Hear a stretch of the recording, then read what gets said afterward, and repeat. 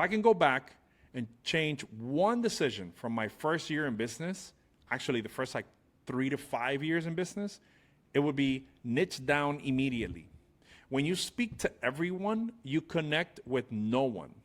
When you speak to one person, everyone like that person leans in.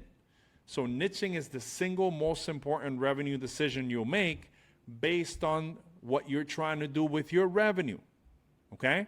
Because you got to find in your niche the framework of, let me move myself here. All right, what you're great at, what you love doing, what people will pay for, and in that center is where you're at.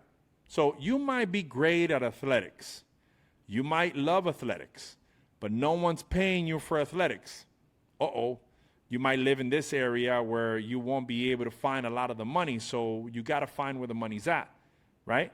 You might love what you're doing, and you might have people that want to pay you for it, but you're not really good at it.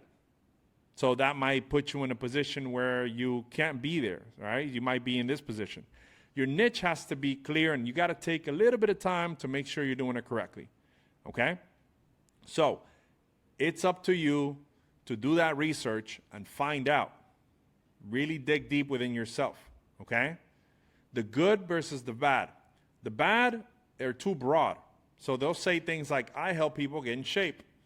That's 8 billion people. How do you write an ad for 8 billion people? Okay, I help people be more athletic. Which people? Who people? How fast? What? You got to say things that are more dialed in. I help busy dads over 35 lose 30 pounds without giving up the foods they love.